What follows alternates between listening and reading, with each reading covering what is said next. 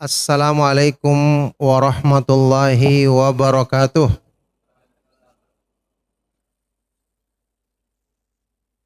Alhamdulillahi ala ihsanih wa syukru lahu ala taufiqihi wa amtinanih wa asyhadu an la ilaha illallah wahdahu la syarikalah ta'dhiman li syanih wa asyhadu anna Muhammadan abduhu wa rasuluhu ad-da'i ila ridwanih sallallahu alaihi wa ala alihi wa ashabihi wa ikhwanih, amma ba'du. Barakallahu fikum. Ma'asyiral ikhwa wal akhwat fid din, hafidhakumullah. Kita lanjutkan pembahasan tentang firman Allah Subhanahu wa taala, "Wa may yatawakkal 'alallahi fahuwa hasbuh." Barang siapa yang bertawakal kepada Allah, maka Allah akan memberikan kecukupan baginya. Barakallahu fikum. Tawakal kepada Allah Subhanahu wa taala yang benar adalah salah satu, bahkan yang paling besar dari buah iman, buah tauhid. Keimanan itu digambarkan di dalam Al-Quran seperti pohon yang baik, pohon yang indah. Sebagaimana pohon yang kita saksikan atau kita tanam di kebun kita, atau yang kita lihat pohon-pohon yang indah di kebun atau ditanam dengan benar, akan membuahkan hasil atau buah yang indah, yang manis dan nikmat. Maka seperti itulah iman di hati kita. Allah Azza wa Jalla berfirman di dalam Al-Quran, a'udzubillahi minasyaitonir rajim, alam taro kaifa daraballahu mathalan kalimatan thayyibatan kasyajaratin thayyibah thayyibatin asluha thabitu wa far'uha fis sama' tu'ti ukulaha kulla hinin bi'idni rabbiha. Tidakkah kamu melihat bagaimana Allah Subhanahu wa taala membuat perumpamaan kalimat yang baik? Kata Syekh Abdurrahman As-Sa'di rahimahullah taala, perumpamaan kalimat yang baik, kalimat thayyibah itu adalah kalimat ikhlas, kalimat tauhid la ilaha illallah, kalimat Islam, kalimat cinta kepada Allah, cinta kepada Rasulnya sallallahu alaihi wa alihi wasallam. Itulah kalimat thayyibah. Perumpamaannya seperti pohon yang baik. Ciri-ciri pohon yang baik itu akarnya menancap kuat ke dalam tanah, kemudian batangnya, rantingnya, cabang-cabangnya menjulang ke langit. Dan pohon ini akan mengeluarkan buah-buah yang indah, buah-buah yang manis setiap saat dengan izin Allah, dengan izin Rabbnya. Ini perumpamaannya. Ketika pohon itu pertumbuhannya benar, ketika iman di hati kita benar-benar tumbuh dengan benar sesuai dengan petunjuk Allah dan Rasulnya, maka buahnya akan keluar setiap saat, buah yang indah dan manis. Apa buah iman? Ikhlas dalam beribadah, khusyuk ketika melaksanakan sholat, tawakal kepada Allah dalam semua keadaan sehingga Allah berikan kecukupan dalam segala urusan hamba, dan kebaikan-kebaikan yang lain. Coba lihat ketika Rasulullah sallallahu alaihi wasallam di dalam hadis yang sahih menggambarkan ya, buah dari tawakal yang dilakukan oleh seorang hamba dengan benar dalam urusannya, bagaimana wujud kecukupan yang Allah janjikan. Ya, wa may yatawakkal 'alallahi fahuwa hasbuh. Barang siapa yang bertawakal kepada Allah, maka Allah akan mencukupinya. Di dalam hadis yang dikeluarkan oleh Imam Abu Dawud dalam sunannya, An-Nasai juga dalam As-Sunanul Kubra, dan hadis ini dinyatakan sahih oleh Syekh Al-Albani rahimahullah taala, dari sahabat Anas bin Malik radhiyallahu taala anhu, bahwa Rasulullah sallallahu alaihi wasallam bersabda, "Idza kharaja ar-rajulu min baitihi faqala," jika seseorang keluar dari rumahnya kemudian dia berkata, "Bismillahi tawakkaltu 'alallahi wala haula wala quwwata illa billah." Dengan nama Allah Aku bertawakal, berserah diri kepada Allah, bersandar hati kepada Allah, dan tidak ada daya serta kekuatan kecuali dengan pertolongan Allah semata-mata. Ini zikir yang disyariatkan ketika kita keluar rumah. Ya, keluar rumah kita mau kerja atau ada urusan atau ada yang lainnya. Banyak hal yang kita akan lakukan. Kata Rasulullah sallallahu alaihi wasallam, ketika seorang hamba mengucapkan ini, yuqalu lahu hina idzin, akan dikatakan kepadanya, hudita wa kufita wa wuqita. Allah berikan jaminan 3 hal ini kepada hamba yang mengucapkan zikir yang mengandung makna tawakal ini.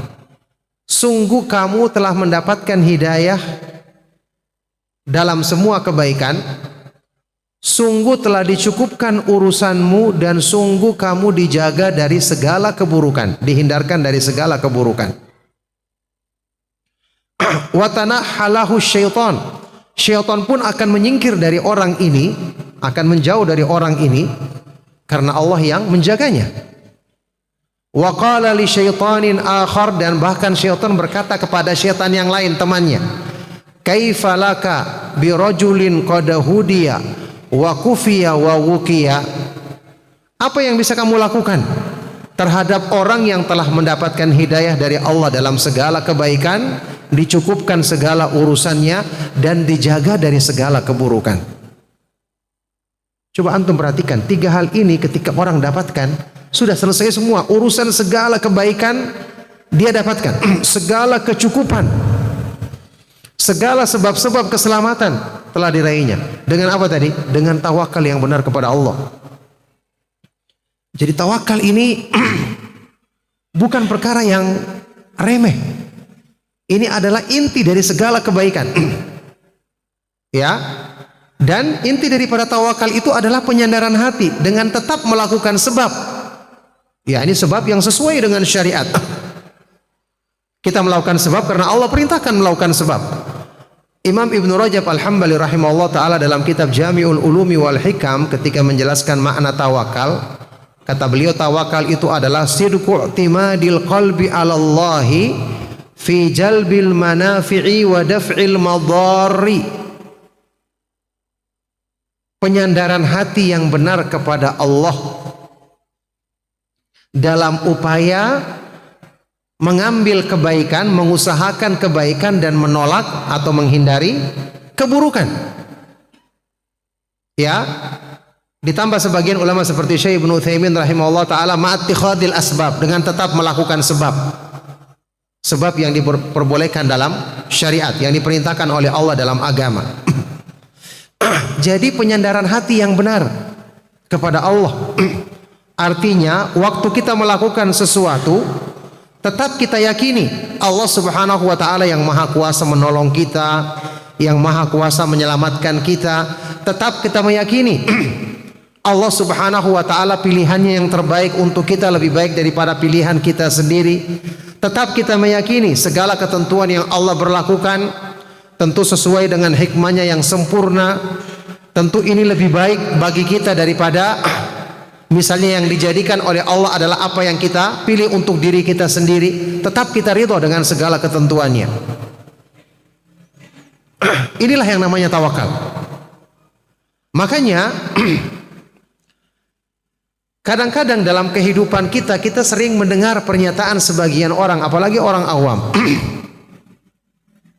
Ketika ada yang mengalami satu masalah, entah itu kesulitan, sakit, atau orang kena musibah, atau orang butuh dengan sesuatu, ada keluarganya yang sakit keras, kita katakan, antum banyak berdoa kepada Allah, minta kepada Allah, bersandar kepada Allah. Apa kata mereka? Bersandar terus, berdoa terus. Lantas kapan kita melakukan usaha atau ikhtiar? Ini sering kita dengarkan. Ya, yang kalimat ini mungkin ada benarnya, tapi lebih banyak dipahami dengan salah. Yaitu apa? Seolah-olah dia menganggap orang bertawakal itu tidak berusaha, orang berdoa itu tidak berusaha. Ini salah. Ya, kalau kita tanyakan kepada orang, misalnya orang lagi sakit, apa yang namanya usaha? Datang ke dokter, bahkan pilih dokter yang spesialis, cari obat yang paling mujarab.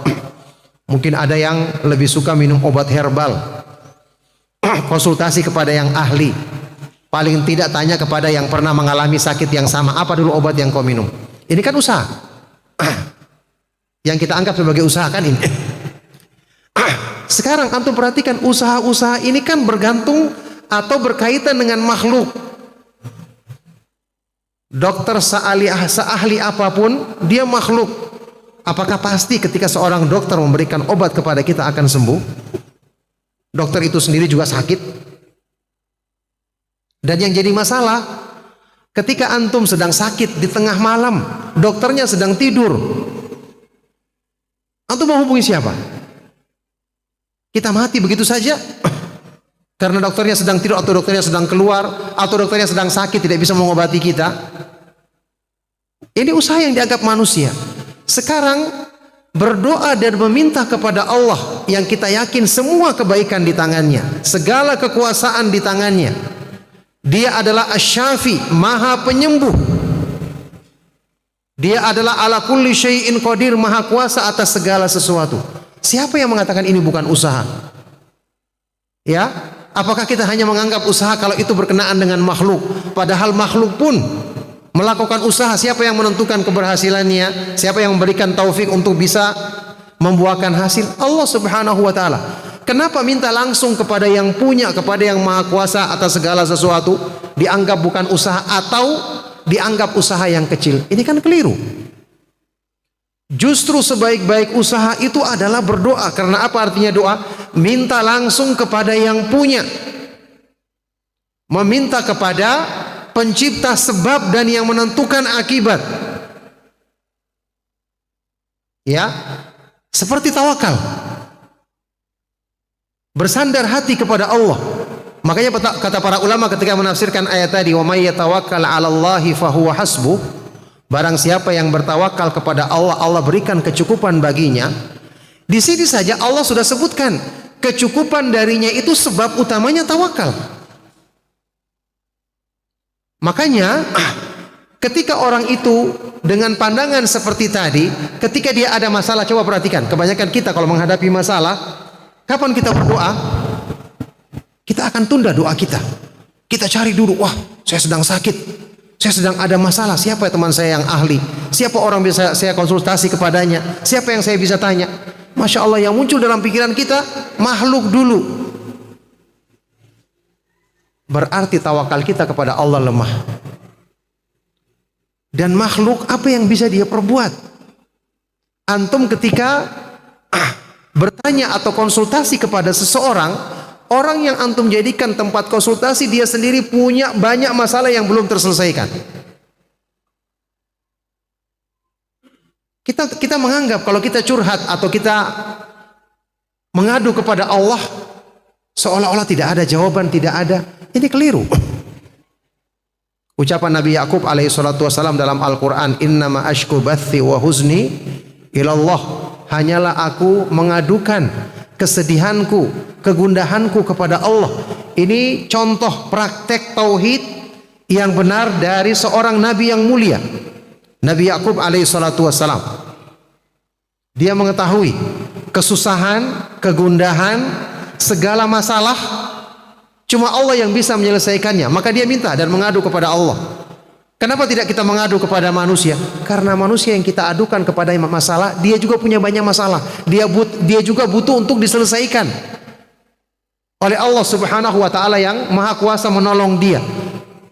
Maka kenapa kita tidak langsung meminta kepada yang di tangannya adalah kekuasaan terhadap segala sesuatu? Makanya kata Imam Ibnu Qayyim rahimahullah taala dalam kitab Ad-Da'u wa Dawa, inna du'a, sesungguhnya berdoa kepada Allah Subhanahu wa taala, kata beliau, wa laisa syai'un minal asbabi anfa'u minad du'ai wala ablagu fi husulil matlubi minhu. Tidak ada sesuatu pun di antara sebab-sebab yang ada. Tidak ada sesuatu pun di antara sebab-sebab yang ada yang lebih bermanfaat dibandingkan berdoa, dan yang lebih kuat pengaruhnya dalam mewujudkan apa yang kita inginkan dibandingkan berdoa kepada Allah Subhanahu wa taala. Nah, ini yang kita salah dalam menghadapi hidup kita. Kita lebih percaya sekali lagi dengan sebab-sebab yang sifatnya materi, berhubungan dengan makhluk. Buktinya kalau kita berdoa kepada Allah, berdoa seadanya saja. Setelah kita lakukan ini baru ingat berdoa kepada Allah. Itu pun masih mending karena masih ingat. Ada yang sama sekali tidak berdoa. Coba jamaah sekalian hafizakumullah, perhatikan di dalam Al-Quran. Hamba-hamba Allah yang soleh, ketika Allah jelaskan dan memuji keutamaan mereka, itu selalu, hampir selalu Allah sebutkan mereka itu rajin berdoa. Berdoanya sungguh-sungguh, dalam keadaan takut dan berharap, raghbatan wa rahbatan, dengan pengharapan dan rasa takut. Coba antum baca di ayat-ayat Al-Quran. Mereka rajin beristighfar, berdoa. Para nabi dan para rasul disebutkan di surat Al-Anbiya ayat ke-90. Innahum kanu yusari'una fil khairati wa yad'unana raghaban wa rahaba. Mereka adalah orang-orang yang selalu bersegera berlomba-lomba dalam melakukan kebaikan, dan mereka selalu berdoa kepada kami dengan berharap dan rasa takut. Ya, ini kita pikir orang yang sudah rajin beribadah, apalagi dia berdoa buat apa? Dia jauh dari perbuatan maksiat, kenapa rajin berdoa? Hamba-hamba Allah yang beriman disebutkan dalam Al-Quran bagaimana? Tatajafa junubuhum anil madaji'i yad'una rabbahum khawfan wa tama'a wa mimma razaqnahum yunfikun. Lambung mereka jauh dari tempat tidurnya, mereka qiyamul lail, salat tahajud. Mereka selalu berdoa kepada Rabbnya dalam keadaan khaufan wa tama'a, takut dan berharap. Doanya serius, padahal ibadahnya rajin. Ini kita perhatikan ya. Mereka tidak hanya berdoa dalam urusan dunianya, urusan agama lebih penting. Apa yang mereka doakan kira-kira? Yang mereka doakan adalah justru meminta kepada Allah agar kebaikan itu Allah tetapkan. Karena yang bisa memudahkan kita melakukan kebaikan, semangat beribadah, semangat membaca Al-Quran, berpegang teguh dengan Islam, istiqomah di atasnya siapa? Kalau bukan Allah Subhanahu wa ta'ala semata-mata. Coba misalnya antum selesai melaksanakan salat Jumat, salat tadi maghrib misalnya, atau salat asar, ya salat Jumat termasuk. Setelah melakukan kebaikan, apakah kita pernah berpikir, alhamdulillah saya bisa melaksanakan salat maghrib karena taufik dari Allah. Banyak orang-orang di sekitar saya tidak melaksanakan sholat maghrib, sibuk dengan urusannya. Kalau seandainya Allah menjadikan kita seperti orang ini, apakah Allah mampu? Allah mampu. Alhamdulillah kita dijauhkan dari sebab-sebab kelalaian. Kita berpikir ini kan berarti kita sungguh-sungguh berdoa, ya Allah tetapkanlah hidayah pada diriku. Ketika kita melihat orang berbuat maksiat, ya Allah jauhkanlah aku dari sebab-sebab maksiat. Orang itu berbuat maksiat karena Allah berpaling darinya. Itu yang didoakan oleh orang-orang soleh ini. Sehingga semakin rajin mereka beribadah, semakin kuat doanya kepada Allah, meminta apa? Agar sebab-sebab rajin menjalankan ibadah itu Allah tetapkan pada diri mereka, agar taufik dari Allah Subhanahu wa ta'ala dalam kebaikan selalu Allah berikan kepada mereka dan dipalingkan dari sebab-sebab keburukan. Ini namanya tauhid yang sesungguhnya. Ya, hidayah kepada Allah, kebaikan dari Allah kita minta dalam semua urusan dunia, apalagi urusan agama kita. Ada hadis kursi yang kita kenal dalam Sahih Bukhari ketika Allah Subhanahu wa ta'ala berfirman, ya ibadi kullukum dhalluna illa man hadaituhu fastahduni ahdikum, ya ibadi kullukum ja'iun illa man at'amtuhu fastat'imuni ut'imkum. Wahai hamba-hambaku, kalian semua tersesat kecuali orang yang aku berikan hidayah. Maka mohonlah hidayah kepadaku supaya aku berikan hidayah kepadamu. Wahai hamba-hambaku, semua kalian adalah orang-orang yang kelaparan, tidak punya makanan, kecuali yang aku berikan makanan kepadanya. Maka mintalah makan kepadaku, aku berikan makan kepadamu. Jadi kata para ulama, ya, di antara faedah hadis ini bahwa kebaikan itu kita minta kepada Allah dalam semua urusan dunia, apalagi urusan akhirat kita. Dan antum tahu ikhwan dan akhwat fiddin hafizakumullah, ini yang menjadi sebab orang-orang yang soleh Allah subhanahu wa ta'ala tetapkan mereka di atas hidayah. Karena apa? Karena mereka bersandar selalu kepada Allah dalam semua kebaikan, mewujudkan tawakal yang sesungguhnya seperti yang Allah janjikan tadi, wa may yatawakkal 'alallahi fahuwa hasbuh. Barang siapa yang bertawakal kepada Allah, maka Allah akan mencukupinya. Imam Ibnu Qayyim rahimahullah taala di dalam kitab Al-Fawaid ketika menjelaskan makna taufik dari Allah. Apa selalu namanya taufik yang selalu kita minta kepada Allah, berikanlah taufik kepadaku. Subhanallah, beliau jelaskan taufik ini disepakati oleh para ulama, maknanya adalah singkat. Taufik dari Allah yang disepakati para ulama, alla yakilakallahu ila nafsika fi fi'lil hasanati wa tarkis sayyiat, yaitu dengan Allah tidak menjadikan kamu bersandar kepada dirimu sendiri dalam melakukan kebaikan-kebaikan dan meninggalkan keburukan-keburukan. Ya, sebagian orang naudzubillahi min dzalik, ketika dia memandang dirinya sudah rajin beribadah, sudah kenal akidah, sudah banyak ngaji, dia merasa tidak mungkin saya menyimpang, tidak mungkin saya melakukan perbuatan syirik. Itu adalah perbuatan orang-orang yang jauh dari agama. Taib. Ini persangkaan salah kan? Ini sebab dicabutnya taufik dari hati seseorang karena dia sudah bersandar kepada dirinya sendiri. Sementara tadi kita bacakan zikir yang diajarkan oleh Nabi SAW atau doa yang kita baca pagi dan petang. Wala takilni ila nafsi tarfata ainin. Ya Allah, janganlah engkau menjadikan aku bersandar kepada diriku sendiri meskipun sekejap mata. Karena ini sebab dicabutnya taufik. Allah subhanahu wa ta'ala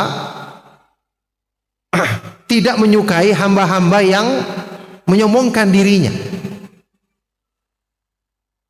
menganggap dirinya punya kemampuan, lalai dari bersandar kepada Allah subhanahu wa ta'ala. Karena apa? Ini bertentangan dengan makna ubudiyah, penghambaan diri. Penghambaan diri itu artinya kita merendahkan diri kita kepada Allah subhanahu wa ta'ala dengan mengakui segala kelemahan dan kekurangan diri kita untuk kita hanya minta kepada Allah. Inilah yang namanya penghambaan diri. Makanya ibadah disyariatkan di dalam Islam. Ibadah itu secara makna dalam bahasa Arab terkandung di dalamnya makna at-tadhallul, merendahkan diri secara utuh kepada Allah disertai dengan cinta. Ya, kata para ulama kan ibadah itu diambil dalam bahasa Arab. Ketika orang Arab itu menggambarkan, ya, kalau misalnya kita baru buka jalan kita bikin, ya, misalnya di hutan, ya, ditebang pohon untuk bikin jalan setapak. Awalnya kita lalui jalan tersebut kan belum rata. Kadang-kadang masih banyak bekas-bekas ranting dan seterusnya. Setelah biasa dilalui, terbukalah jalan tersebut, ya kan?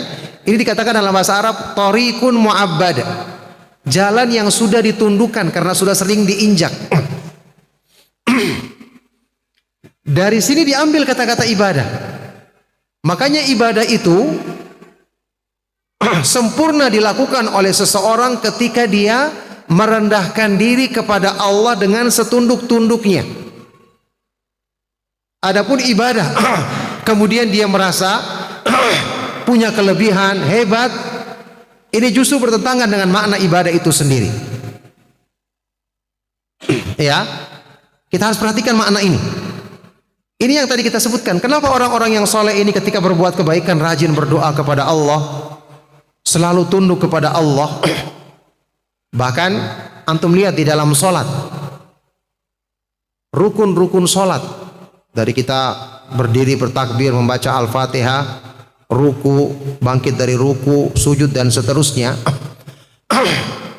Itu menurut pendapat yang terkuat dari pendapat para ulama seperti dijelaskan oleh Imam Ibnu Qayyim, rukun solat yang paling agung itu ada yang mengatakan waktu kita berdiri bersedekap, karena ini sikap merendahkan diri. Kita membaca apa waktu berdiri? Al-Fatihah dan surat. Karena Al-Fatihah ini adalah surat yang paling agung dalam Al-Quran, maka kedudukan waktu kita berdiri, sebagian ulama mengatakan inilah rukun salat yang paling agung. Ada lagi pendapat dan juga kuat yang mengatakan bahkan rukun salat yang paling agung itu adalah ketika sujud. Kenapa sujud? Karena kita merendahkan diri secara utuh kepada Allah. Bayangkan wajah, ya, anggota badan yang paling kita utamakan kita letakkan sejajar dengan tanah dalam rangka tunduk kepada Allah. Setelah itu apa yang kita baca dalam sujud kita? Subhana rabbiyal a'la atau subhana rabbiyal a'la wa bihamdi. Maha suci Rabbku yang maha tinggi dan segala puji baginya. Kita sudah merendahkan diri kita, memuji Allah dengan setinggi-tingginya. Inilah rukun salat yang paling agung menurut pendapat sebagian dari para ulama. Bahkan Rasulullah SAW dalam hadis riwayat Imam Muslim kita kenal bersabda tentang keutamaan sujud bagaimana? Aqrabu ma yakunul 'abdu min rabbih wa huwa sajidun fa aktsiru du'a fihi. Sedekat-dekat keadaan seorang hamba kepada Allah adalah ketika dia sujud, maka perbanyaklah doa kepadanya ketika sujud. Jadi inilah wujud penghambaan diri. Seseorang hamba itu mulia di sisi Allah ketika dia mengakui kelemahan dirinya dan mengakui segala kemuliaan, keagungan, kemahaperkasaan yang maha kaya itu cuma Allah. Makanya dia selalu bersandar kepada Allah. Ini makna tawakal yang sesungguhnya dan ini inti dari tauhid seperti yang tadi kita jelaskan. Oleh karena itu wajar ketika Allah Subhanahu wa taala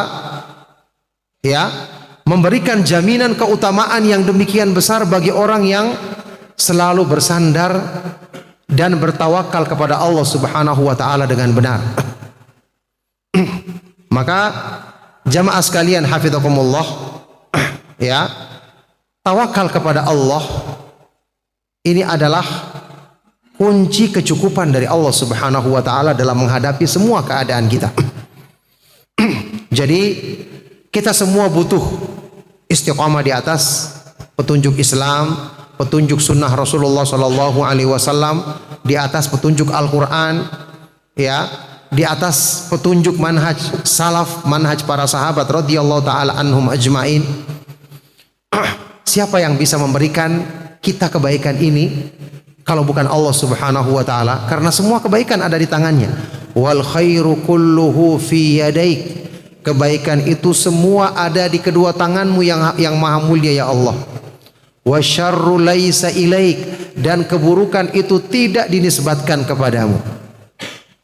Makanya berdoa dan meminta kepada Allah Subhanahu wa taala ini adalah kunci utama untuk kita mendapatkan kebaikan-kebaikan tersebut.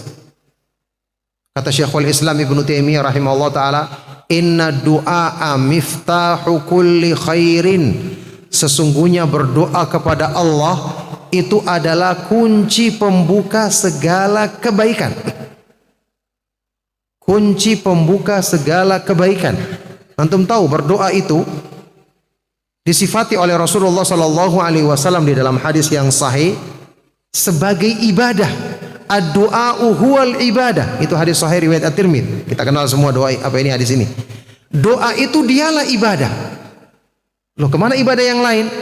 Ini maksudnya adalah doa itu adalah ibadah yang paling agung. Kata para ulama, di dalam doa itu terkumpul semua jenis tauhid. Tauhid rububiyah, tauhid uluhiyah, tauhid asma wa sifat. Tauhid rububiyah, Allah maha kuasa atas segala sesuatu, maha pemberi rezeki. Kita berdoa kepada Allah karena kita yakin dengan sifat-sifat kemahakuasaan Allah, makanya kita minta. Tauhid uluhiyah jelas karena dalam doa kita merendahkan diri, kita menundukkan diri kita kepada Allah, mewujudkan makna ubudiyah, penghambaan diri yang sesungguhnya. Tauhid asma wa sifat karena waktu berdoa kita menyebut nama Allah Subhanahu wa taala yang sesuai dengan permintaan dalam doa kita. Walillahil asmaul husna fad'uhu biha, dan Allah memiliki nama-nama yang maha indah, maka mohonlah kepada Allah dengan nama-namanya yang maha indah. Oleh karena itu jamaah sekalian hafizakumullah, doa ini merupakan senjata utama kita yang harus kita gunakan dengan sebaik-baiknya. Jadi jangan merasa nanti ada kebutuhan baru saya berdoa. Sekarang pertanyaannya, kapan manusia tidak butuh? Kapan manusia tidak butuh? Sekedar kebutuhan yang paling penting, iman kita dijaga oleh Allah. Kita tahu kan, orang keluar dari rumahnya, bisa saja ada orang yang datang mempengaruhi dia, syaitan yang datang menggoda dia, sehingga menjadi sebab imannya rusak. Dan kita tahu yang seperti ini bisa terjadi. Orang-orang yang imannya sudah kuat, ada yang kemudian tersesat hanya dengan satu kalimat yang mempengaruhi dirinya. Apalagi sekarang Masya Allah informasi gampang masuk di handphone kita. Ada baca, kita baca, bisa jadi terpengaruh. Siapa yang menjaga telinga kita? Siapa yang menjaga lisan kita? Siapa yang menjaga pandangan mata kita? Kalau orang-orang yang dekat dengan Allah, kan disebutkan di dalam hadis wali yang kita kenal, hadis dalam Sahih Bukhari. Fa idza ahbabtuhu kuntu sam'ahu alladhi yasma'u bihi wa basarahu alladhi yubsiru bihi wa yadahu allati yabtishu biha wa rijlahu allati yamshi biha wa la in sa'alani la u'tiyannahu wa la in ista'adza bi la u'idhannahu. Kalau aku mencintai hambaku, maka akulah yang akan selalu menjaga dalam pendengarannya, selalu menjaga dalam penglihatannya, selalu menjaga perbuatan tangannya, langkah kakinya. Kalau dia meminta kepada aku, sungguh aku akan kabulkan permintaannya. Kalau dia berlindung kepada aku, maka sungguh aku akan berikan perlindungan kepadanya. Kenapa kita harus dapatkan jaminan ini? Karena apa yang kita dengar, apa yang kita saksikan, terbukti banyak bisa mempengaruhi. Ada orang-orang yang bahkan berubah agamanya, hilang imannya dalam sekejap karena membaca sesuatu yang membuat dia terpengaruh, kena syubhat, akhirnya berubah. Naudzubillahi min dzalik. Jadi ikhwan dan akhwat fiddin a'azakumullah, ya bapak-bapak, ibu-ibu, ikhwan dan akhwat fiddin hafizakumullah, ini menunjukkan kepada kita bahwa tawakal itu adalah sesuatu yang sangat kita butuhkan untuk meraih segala kebaikan. Sampai Imam Ibnu Qayyim rahimahullah ta'ala menyebutkan di dalam kitab yang saya sebutkan tadi, kitab Al-Fawaid, setelah beliau menjelaskan makna taufik yang tadi kita sebutkan, beliau berkata, berarti kunci untuk selalu mendapatkan taufik dari Allah adalah ad-du'a, selalu berdoa kepada Allah. Wasidqul luju ilaihi, sungguh-sungguh dalam bersandar kepadanya, yakni memperbaiki tawakal. Warraghbatu warrahbatu ilaihi, selalu berharap dan hanya takut kepada Allah. Inilah kunci taufik dan inilah inti tauhid. Kata beliau, famata u'tiyal abdu hadzal miftaha faqad arada ay yaftaha lahu. Maka ketika seorang hamba diberikan padanya kunci ini, berarti hamba inilah yang akan dibukakan baginya pintu taufik. Apa artinya hamba diberikan kunci ini? Terlihat dia rajin berdoa, selalu meminta kepada Allah. Setiap ada masalah dia mulai meminta pertolongan kepada Allah, tidak langsung mencari sebab bersandar kepada dirinya, mencari kaitannya dengan makhluk. Ketika Allah berikan padanya kunci ini, berarti dialah yang dikehendaki untuk dibukakan baginya pintu taufik. Famata adallahu anil miftahi baqiya babul khairi murtajjan dunahu. Tapi ketika Allah jauhkan dia dari kunci ini, maka pintu kebaikan dan taufik dari Allah akan selalu tertutup di hadapannya. Jadi jamaah sekalian hafizakumullah, maksudnya kita bahas ini agar kita tahu Sebenarnya permasalahan kita yang utama, ya, permasalahan kita yang sesungguhnya bukan karena kurang uang, bukan karena kekurangan makanan, bukan karena kekurangan rezeki dalam urusan duniawi. Seandainya ini masalah, maka Nabi Muhammad SAW dan para sahabat dulunya berarti orang yang banyak masalah. Tapi ternyata mereka adalah orang yang paling bahagia hidupnya. Rasulullah SAW pernah berdoa kepada Allah, antum tahu dalam Sahih Bukhari dan Muslim, Allahumma ja'al rizqa ali Muhammadin sallallahu alaihi wasallam qutan. Ya Allah, jadikanlah rezeki yang engkau berikan kepada keluarga Nabi Muhammad sallallahu alaihi wasallam qutan, rezeki yang pas, tidak lebih dan tidak kurang. Itu yang diminta oleh Nabi Muhammad SAW. Aisyah radhiyallahu taala anha menyebutkan bagaimana makan kondisi keluarga Nabi SAW dalam urusan makanan. Apa kata beliau? Dalam Sahih Muslim juga. Ma sabi'a alu Muhammadin sallallahu alaihi wasallam mundu qadimal thalatha layalin tibaan mundul qadimal madinata illa an qubid. Keluarga Nabi Muhammad sallallahu alaihi wasallam, ya, tidak pernah kenyang 3 hari berturut-turut. Ya, ini mungkin kenyang sehari 2 hari, tapi sampai 3 hari tidak. 3 hari berturut-turut sejak beliau datang di Madinah sampai wafat. Ini beliau jelaskan supaya kita tidak berpikir di Mekah memang beliau sulit, iya kan? Diboikot, dimusuhi dan seterusnya. Ini setelah di Madinah kan sudah banyak kurma yang masuk dari Khaybar, banyak harta rampasan perang. Tapi karena Nabi SAW mengutamakan membagi untuk umatnya, maka keluarganya sampai seperti itu. Sallallahu alaihi wasallam. Ya, ini kalau kenyang sehari 2 hari, tidak pernah 3 hari berturut-turut. Masya Allah, saat ini kita punya persiapan makanan di rumah kita untuk berapa hari? Masya Allah, ada yang sampai sebulan 2 bulan ada persiapannya. Itu belum dia merasa cukup, masih merasa susah hidupnya. Berarti kan masalahnya bukan masalah urusan makanan, tapi masalah ketenangan di hati kita. Kebahagiaan sejati yang ada di hati. Apa kata Nabi SAW tentang makna kekayaan? Dalam hadis riwayat Bukhari dan Muslim, laisal gina an kathratil aradi wa innamal gina gina nafs. Bukanlah kekayaan itu diukur dengan banyaknya harta benda, tapi kekayaan itu adalah kecukupan dalam jiwa kita. Wallahi, kita lihat banyak orang-orang yang kita nilai hartanya banyak, sampai kita katakan duitnya tidak ada nomor serinya. Kenapa mereka juga masih mencari kekuasaan, mencari ini, menunjukkan mereka belum puas. Dan Allah tidak akan berikan kepuasan kepada orang yang berpaling dari petunjuknya. Ini kata para ulama, aballahu illa an yudhilla man asahu. Allah enggan kecuali menghinakan orang yang durhaka kepadanya. Tadi ayat yang kita bacakan, wa man a'radu an dzikri fa innalahu ma'isyatan dhanka. Orang yang berpaling dari petunjukku pasti dia akan merasakan kesempitan hidup. Ya, karena sifatnya jiwa manusia terhadap harta itu dia tidak pernah puas. Maka ini merupakan siksaan bagi orang yang punya kelebihan harta tapi tidak punya keimanan.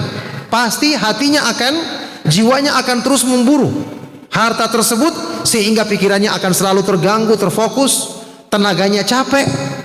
Tiba-tiba dia mati dalam keadaan ya, harta menjadi fitnah bagi dirinya, dan dia akan bertanggung jawab di hadapan Allah Subhanahu wa taala pada hari kiamat nanti. Ini sifatnya harta.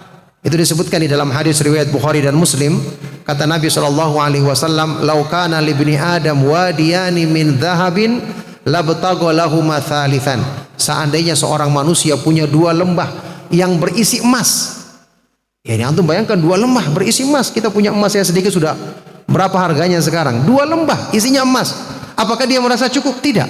Dia akan cari lembah yang ketiga. Sebagian orang berpikir, saya kalau sudah punya tabungan sekian miliar, saya akan istirahat, saya bangun masjid, tinggal pergi umrah, pergi haji, menyumbang sana dan sini. Ini pembicaraannya orang yang tidak kaya, yang belum kaya.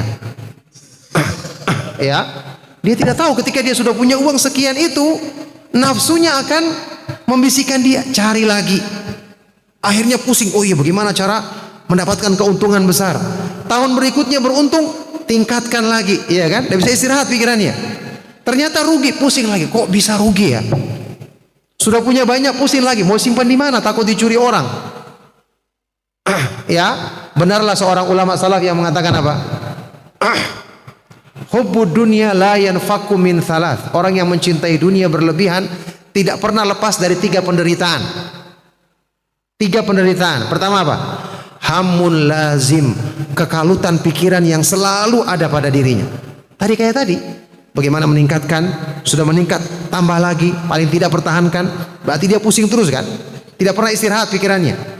Kurang, pikir lagi, kok bisa kurang ya? Sudah dapat banyak, pikir lagi, di mana disimpan semua ini? Masya Allah. Yang kedua apa? Ta'abun daim, kepayahan, keletihan yang terus menerus. Karena pikirannya selalu terganggu dengan hal tadi, tenaganya bekerja terus, tidak pernah istirahat. Dan yang ketiga, wa hasratul la tanqadi, penyesalan yang tidak pernah terputus. Masya Allah. Allah enggan kecuali menghinakan orang yang durhaka kepadanya, yang jauh dari petunjuknya. Maka oleh karena itu, sekali lagi permasalahan kita yang paling besar adalah permasalahan kurang dekatnya hati kita dengan Allah Subhanahu wa taala. Dan ini adalah buah dari tauhid yang paling besar.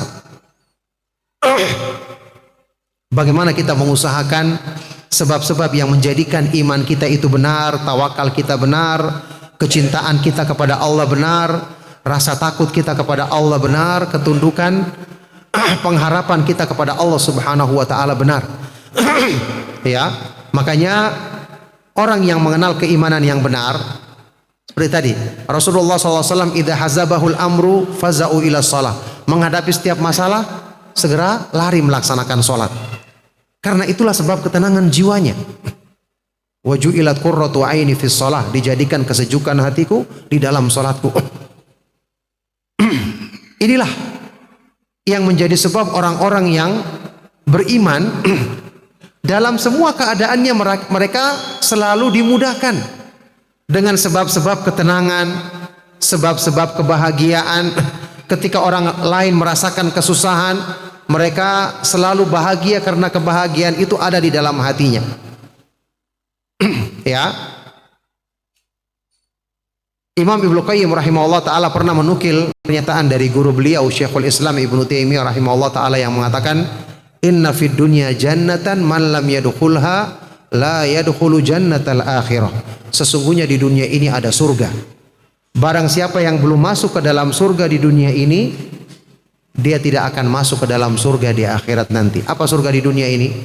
Manisnya iman, nikmatnya beribadah kepada Allah Subhanahu wa taala, ketenangan dan kelapangan jiwa ketika kita berzikir kepada Allah, ketika kita mendekatkan diri kepada Allah, perasaan tenang ketika kita bersandar kepada Allah Subhanahu wa taala dalam segala urusan kita. Ya, ingat jamaah sekalian hafizakumullah, seseorang ketika dia bersandar kepada Allah, maka Allah pasti akan pilihkan untuknya yang terbaik. Ya, manusia itu belum tentu kebaikannya dengan selalu dicukupi, karena dengan kecukupan bisa lalai dia. Sebagaimana belum tentu juga kebaikannya dengan selalu kurang. Belum tentu waktu kurang dia bisa bersabar, bersangka baik kepada Allah. Berarti apa yang terbaik untuk kita, kita serahkan kepada Allah. Dia Maha tahu apa yang terbaik untuk kita, dialah yang memilihnya. Makanya Allah Subhanahu wa taala berfirman dalam Al-Qur'an di surat Al-Baqarah, ya, yang ini diterangkan oleh para ulama, beginilah cara kita menyikapi urusan-urusan kita dalam perkara dunia. Allah Subhanahu wa taala berfirman, kutiba alaikumul qitalu wa huwa kurhul lakum wa asa an takrahu syai'aw wa huwa khairul lakum wa asa an tuhibbu syai'aw wa huwa syarrul lakum wallahu ya'lamu wa antum la ta'lamun. Diwajibkan bagi kalian untuk berperang di jalan Allah, padahal perang itu kalian benci, kalian tidak sukai. Boleh jadi wahai manusia, kalian membenci sesuatu padahal dari itulah arah kebaikan untukmu. Sebaliknya bisa jadi kamu menyukai sesuatu padahal dari itulah arah kebaikan, arah keburukan bagimu. Dari situlah datangnya keburukan bagimu. Allah Maha mengetahui sedangkan kamu tidak mengetahui. Ibnu Qayyim rahimahullah taala menjelaskan makna ayat ini. Maksudnya apa?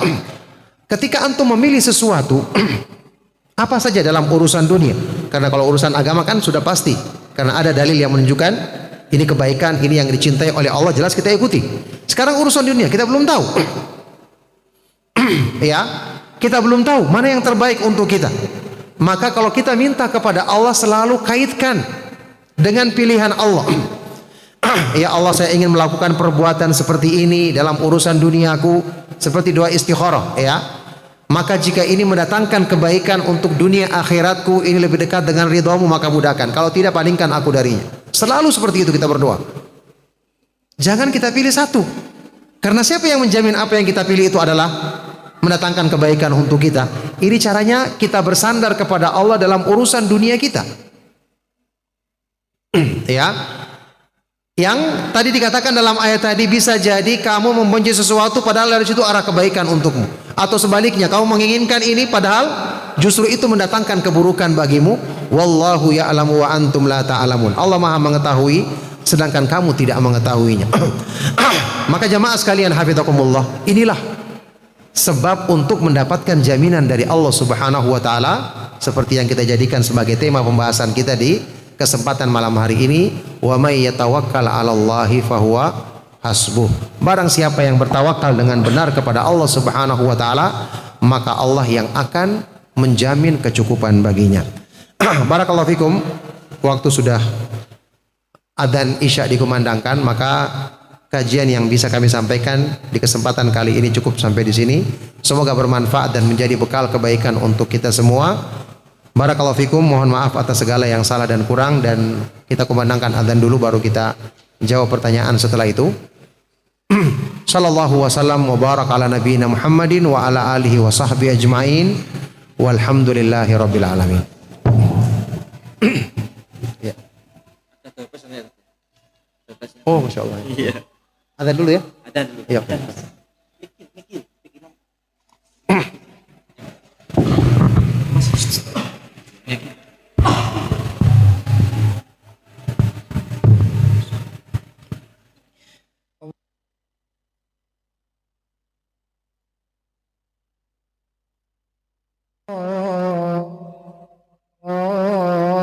Allahu Akbar. Allahu Akbar.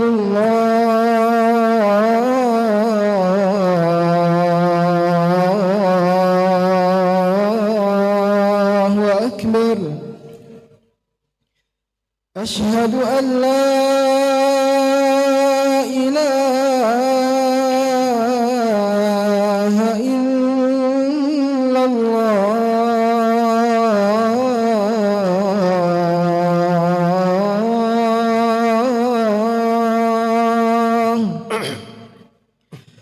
أشهد أن لا إله إلا الله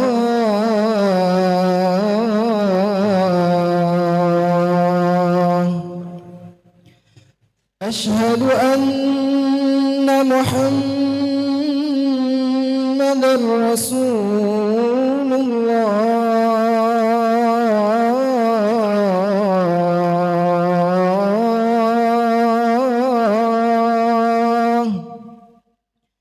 أشهد أن محمدا رسول الله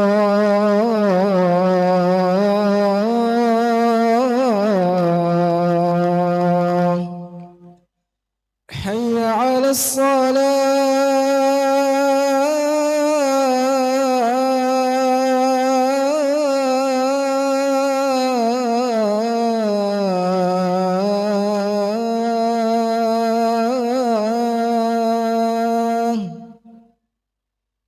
حي على الصلاة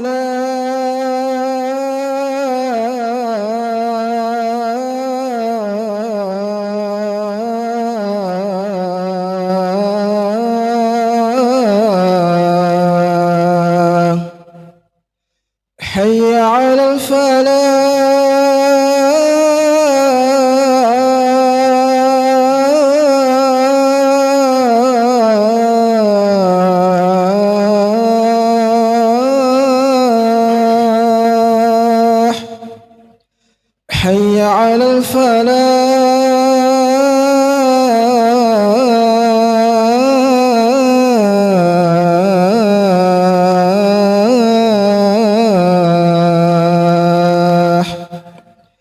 الله أكبر الله أكبر لا إله إلا الله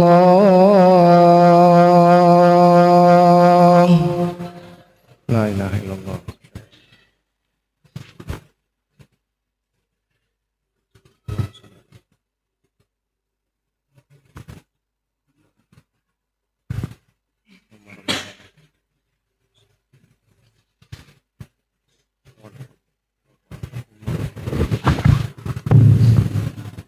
Monggo jamaah yang mungkin ada pertanyaan, kalau dari awal bisa disampaikan lewat kertas, ditulis disampaikan kepada panitia. Untuk jamaah ikhwan yang mau bertanya, dipersilakan secara langsung. Monggo yang mau bertanya. Ya, kita mulai yang dari kertas ini dulu ya. Siap. Ya. Sebenarnya yakin bahwa Allah pasti memberi rezeki dan selalu tawakal kepada Allah, tapi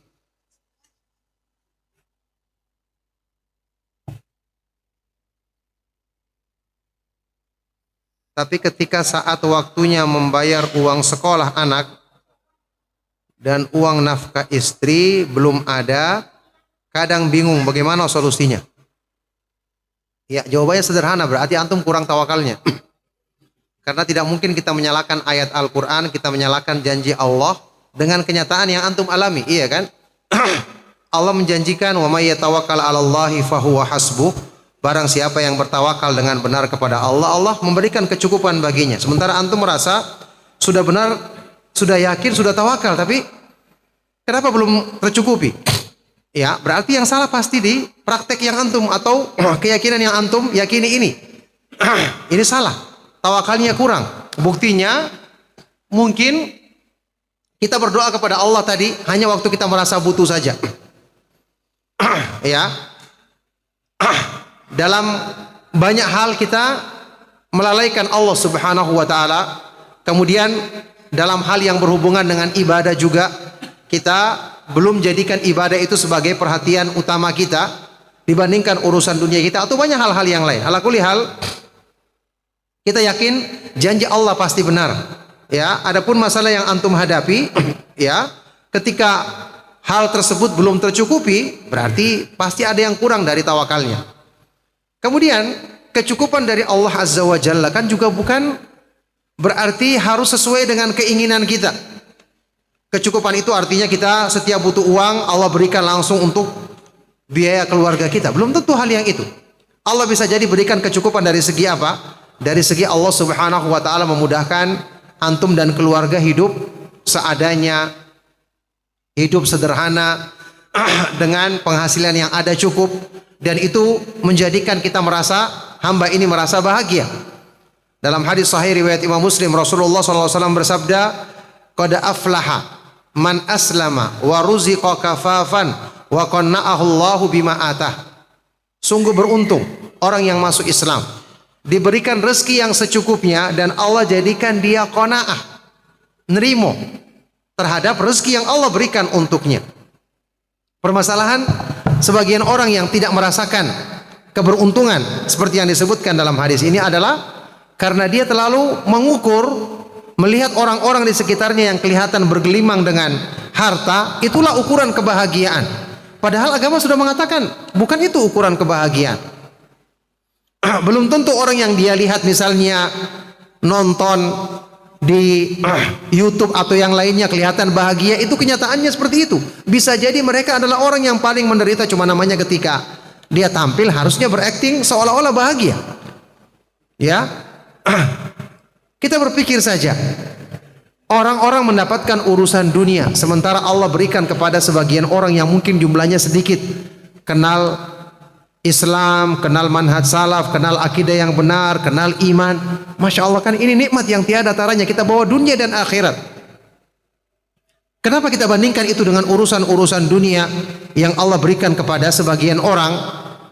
Tadi sudah kita bacakan ayat di awal kajian kita, qul bi fadlillahi wa bi rahmatihi fabidzalika falyafrahu huwa khairum mimma yajma'un. Katakanlah, dengan karunia Allah dan rahmatnya, dengan iman, dengan pemahaman Al-Quran, pemahaman Islam yang benar, maka dengan itu hendaknya mereka merasa gembira, merasa bangga, karena itu lebih baik daripada kesenangan dunia yang berlomba-lomba dikumpulkan manusia.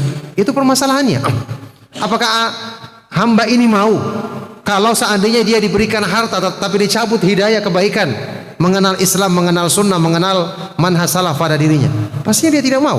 Oleh karena itu syukuri nikmat Allah, dan syukur termasuk wujud dari sebab untuk Allah Subhanahu wa taala berikan bagi kita.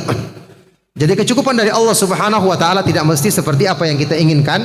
Allah Subhanahu wa taala yang Maha tahu apa yang lebih sesuai dengan keadaan yang kita butuhkan. Nah, barakallahu fikum.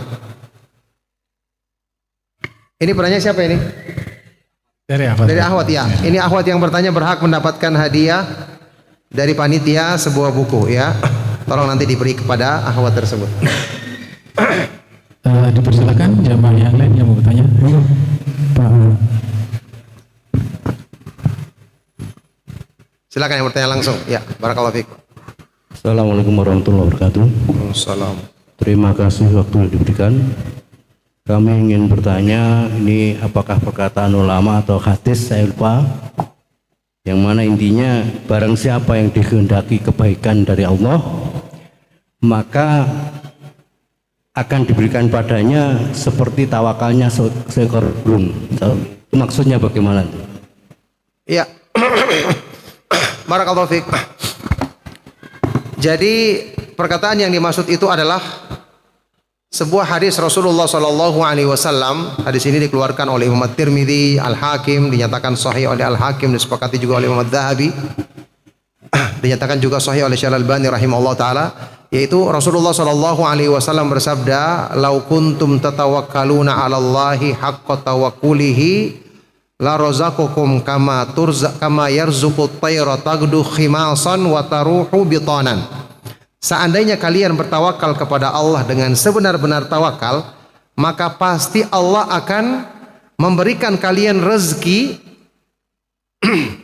ya, sebagaimana Allah berikan rezeki kepada seekor burung yang dia keluar di pagi hari dalam keadaan kosong perutnya, di sore harinya pulang dalam keadaan penuh atau kenyang perutnya. Ini tawakal burung, dicontohkan sebagai tawakal yang sempurna. Burung itu ketika dia keluar dari sarangnya, dia tidak tahu, tidak berpikir, ya saya akan dapatkan di mana. Pokoknya dia keluar mencari, karena Allah perintahkan. Tapi di hatinya bersandar kepada Allah. Ternyata Allah berikan di perjalanannya, dia mendapatkan makanan, atau dia mendapatkan hewan yang diburunya, kemudian dia mengejarnya. Setelah itu dia kenyang, pulang memberi makan kepada anak-anaknya. Jadi maksudnya hadis ini adalah kita keluar dari rumah kita mencari pekerjaan atau mencari kebaikan-kebaikan dalam urusan dunia dan akhirat kita, itu selalu kita bersandar kepada Allah. Kita berdoa dulu, kita minta kepada Allah kayak tadi doa yang kita ajarkan, bismillahi tawakkaltu 'alallahi wala haula wala quwata illa. Baru kita keluar cari sebab-sebab yang dihalalkan oleh Allah. Ya, maka niscaya Allah akan berikan rezeki kepada kita sebagaimana yang dijanjikan di dalam hadis yang sahih tadi. Inilah bentuk tawakal yang benar. Jadi dimulai dengan menyandarkan hati kepada Allah, setelah itu lakukan sebab yang disyariatkan di dalam Islam, ya, dengan tetap hati kita bersandar kepada Allah Subhanahu wa taala, karena dialah yang menciptakan sebab dan menentukan akibatnya. Barakallahu fikum. Silakan Pak, dapat hadiah buku. Fadhal. Mohon dipersilakan yang lain, bapak-bapak atau ibu-ibu mungkin. Silakan. Kalau tidak ada saya yang tanya. Begini, dari penjelasan Ustaz tadi saya merasakan apa yang ada pada diri saya itu masih jauh ada dari apa yang disampaikan oleh Ustaz, baik dari sisi keyakinan maupun dari sisi amaliyah. Pertanyaan saya sangat basic, sederhana sekali. Kira-kira bagaimana kiatnya Ustaz untuk bisa mencapai apa yang jenengan sampaikan tadi? Ya, barakallahu fikum. Pertama, tentu kita semua adalah orang-orang yang selalu merasa diri kita kurang dan banyak kelemahan dalam menjalankan, memahami agama ini dan menjalankannya. Ya, makanya kita selalu berdoa kepada Allah Subhanahu wa taala ya, untuk kekurangan kita juga kita berdoa kepada Allah, minta agar Allah Subhanahu wa taala mengasihani diri kita, mengampuni kelemahan-kelemahan diri kita dan menyempurnakan kekurangan-kekurangan dalam iman kita. Alhamdulillah, dengan terus kita belajar menuntut ilmu, kita selalu dengarkan nasihat dari petunjuk Allah Subhanahu wa taala dan Rasulnya untuk memperbaiki keadaan ini. Kemudian usaha yang kita lakukan ya, untuk menumbuhkan keyakinan kita untuk selalu bersandar kepada Allah. Di antara yang paling penting tadi, setelah kita berdoa kepada Allah, karena semua kebaikan adalah di tangannya dan doa itu adalah kunci pembuka segala kebaikan. Setelah berdoa meminta kepada Allah adalah kita berusaha mengenal nama-nama Allah yang maha indah dan sifat-sifatnya yang maha tinggi, yang maha sempurna. Karena dengan ini, setelah kita mengenal Allah, semakin kita mengenal Allah, otomatis ketakwaan kita semakin kuat, iman kita semakin sempurna. Itulah sebabnya Allah Subhanahu wa taala berfirman dalam Al-Qur'an di surat Fatir, "Innama yakhsyallaha min ibadihi al-ulama." Sesungguhnya yang takut kepada Allah dengan takut yang sebenarnya di kalangan manusia hanyalah orang-orang yang berilmu. Kata Imam Ibnu Katsir, maknanya ay al-ulama'ul 'arifuna bihi, orang-orang yang berilmu dan mengenal Allah. Karena kata Imam Ibnu Katsir, kullama kanatil ma'rifatu billahi atamma wal ilmu bihi akmala kanatil khasyatu lahu a'dhama wa akthar. Semakin bertambah pengetahuan seorang hamba, semakin dia mengenal nama-nama dan sifat-sifat Allah, semakin mengenal kemahakuatannya, kemahaperkasaannya, kemahakuasaannya atas segala sesuatu, rincian dari kemahakayaannya dan seterusnya, pasti rasa takutnya, ketundukannya kepada Allah Subhanahu wa taala semakin kuat pula. Maka kita harus banyak membaca, mempelajari kitab-kitab yang menjelaskan tentang makna nama-nama Allah yang maha indah dan sifat-sifatnya yang maha tinggi lagi maha mulia. Contoh seperti kitab yang ditulis oleh guru kita, Syekh kita, Syekh Al-Allamah Syekh Abdul Razak bin Abdul Muhsin Al-Badr hafizahumullah taala, yang sudah ada terjemahannya, kitab Fiqhul Asma'il Husna, memahami nama-nama Allah yang maha indah. Ini kitab yang sangat bermanfaat untuk kita baca agar menguatkan di hati kita kecintaan, rasa takut dan pengharapan kita kepada Allah. Karena semakin kita mengenal keindahan Allah, pasti hati manusia ya cinta kepada keindahan, cinta kepada kesempurnaan. Apalagi yang dikenal maha indah, maha tinggi lagi maha sempurna. Kata Imam Ibnu Qayyim rahimahullah taala, man arafallaha bi asma'ihi wa sifatihi wa af'alihi ahabbahu la mahalata. Barang siapa yang mengenal Allah dengan nama-namanya yang maha indah, sifat-sifatnya yang maha sempurna, maha tinggi, dan perbuatan-perbuatannya yang maha terpuji, pasti dia akan mencintai Allah Subhanahu wa taala. Oleh karena itu kita mendalami ilmu tentang tauhid ini dalam semua tiga macamnya. Ini adalah sebab utama yang akan menguatkan keimanan kita, menyempurnakan tawakal kita kepada Allah Subhanahu wa taala dalam semua keadaan kita. Satu hadiah terakhir. Ya, enggak apa-apa ya? Ya. Ini mungkin sudah diatur panitianya, mungkin yang terakhir yang dapat. Satu lagi, Tat. Satu lagi. Boleh satu lagi. Okay. Fadol, silakan Mas. Oh, ya.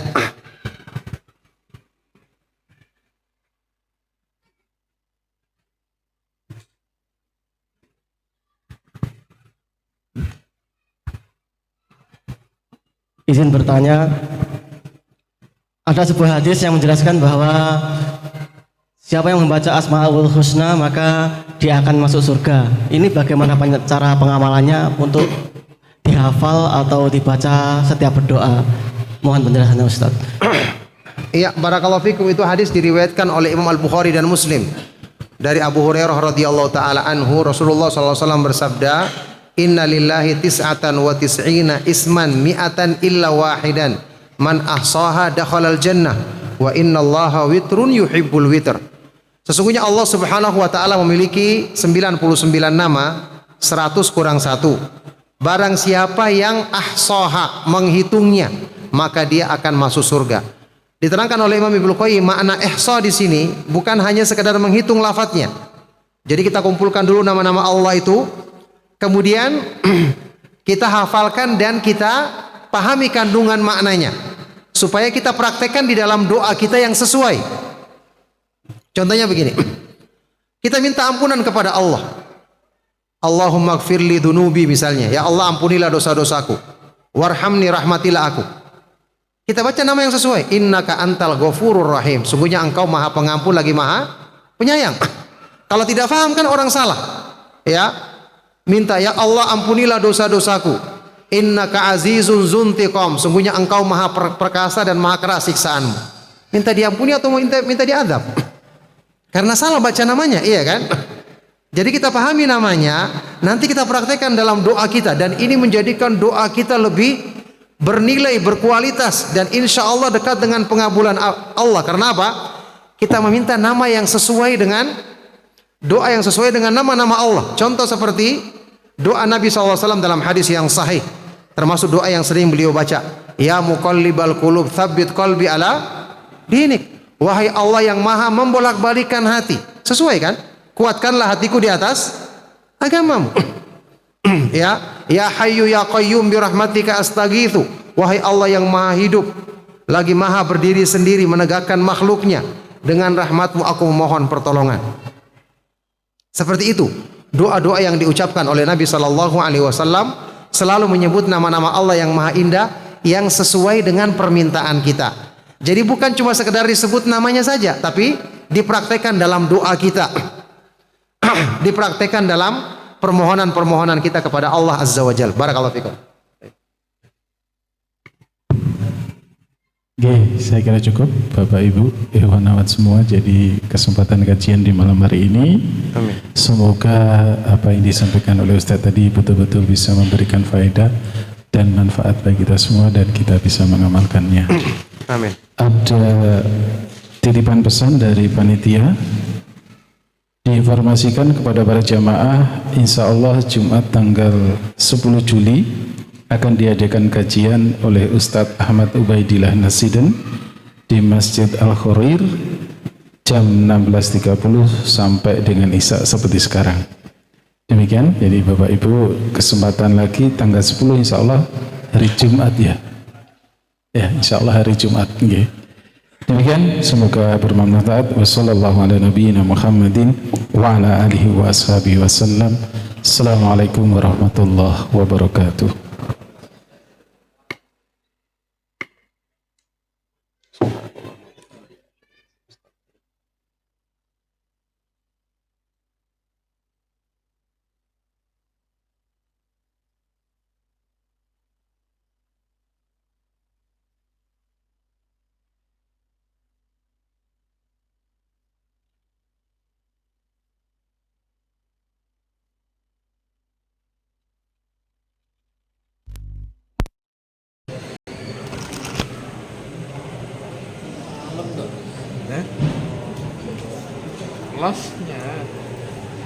Loskan saja.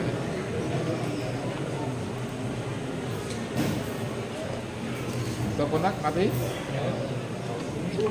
Lagi. Konak mati ya. Ayo Maya tuh bidang.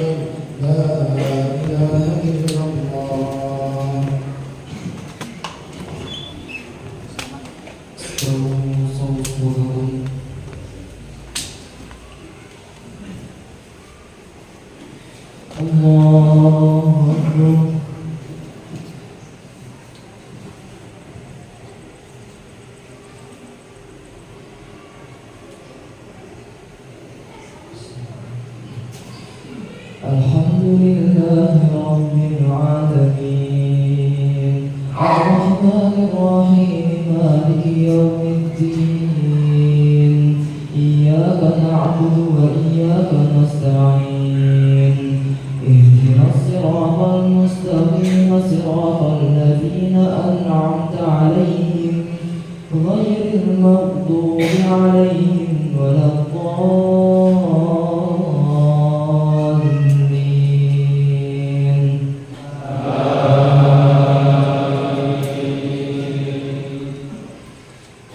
وإما تعرضن عنهم ابتغاء رحمة من ربك ترجوها فقل لهم قولا ميسورا ولا تجعل يدك مغلولة إلى عنقك ولا تبسطها كل البسط فتقعد ملوما محصورا إن ربك يبسط الرزق لمن يشاء ويقدر إنه كان بعباده خبيرا بصيرا ولا تقتلوا أولادكم خشية إملاق نحن نرزقهم وإياكم إن قتلهم كان خطأ كبيرا ولا تقربوا الزنا إنه كان فاحشة وساء سبيلا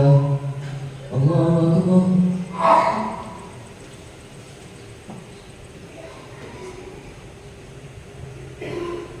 سمع الله لمن حمده الله أكبر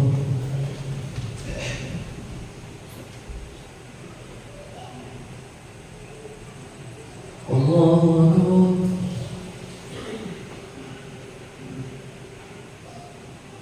الله أكبر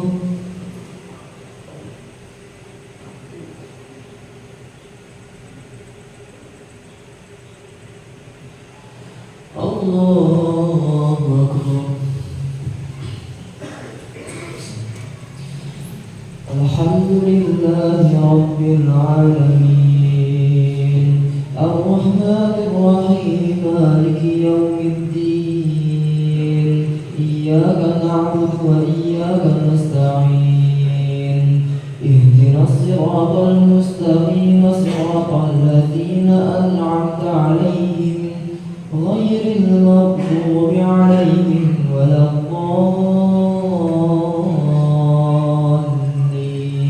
الضالين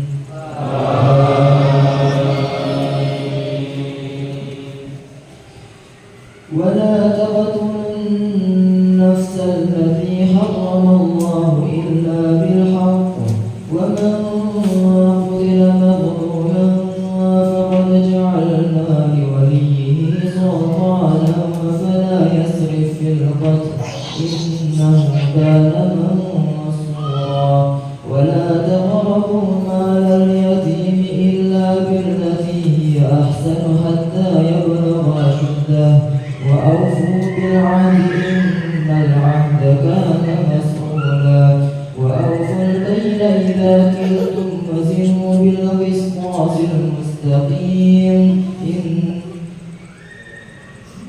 وأوفوا الكيل إذا كلتم وزنوا بالقسطاس المستقيم ذلك خير وأحسن تأويلا ولا تقف ما ليس لك به علم إن السمع والبصر والفؤاد كل أولئك كان عنه مسؤولا ولا تمش في الأرض مرحا إنك لن تخرق الأرض ولن تبلغ الجبال طولا الله أكبر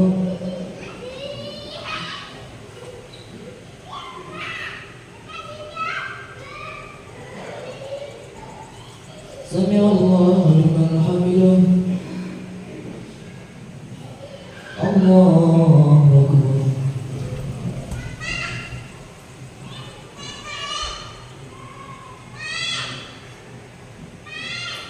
الله أكبر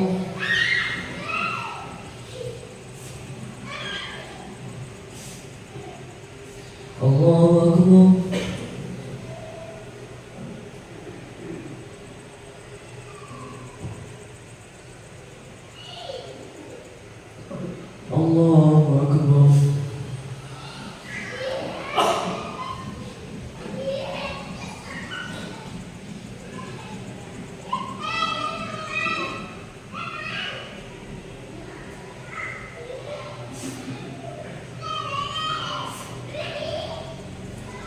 الله أكبر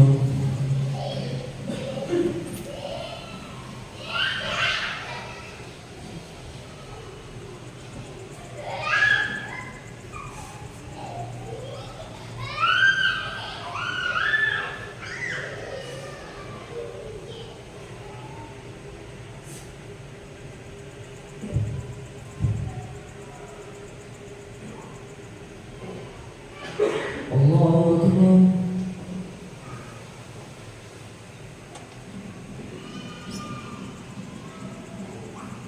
سمع الله لمن حمده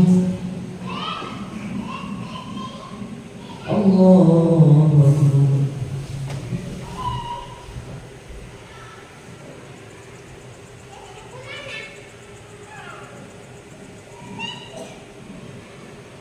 الله أكبر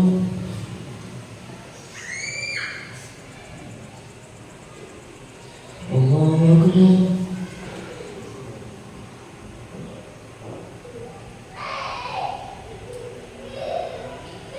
الله أكبر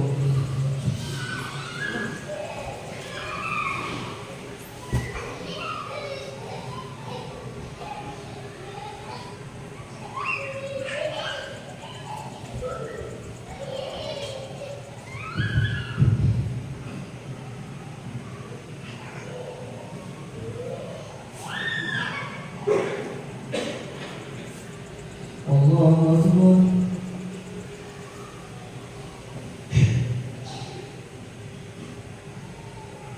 سمع الله لمن حمده الله أكبر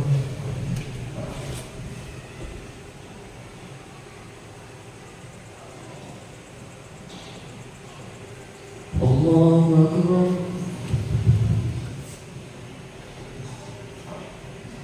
الله أكبر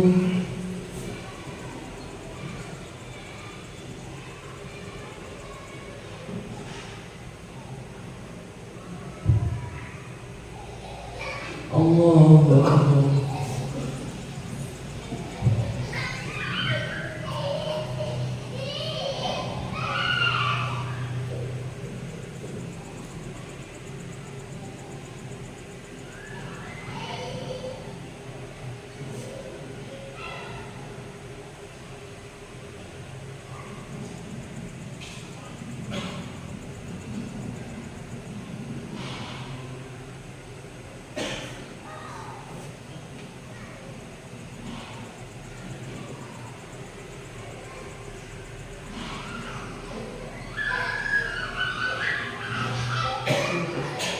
السلام عليكم ورحمة الله السلام عليكم ورحمة الله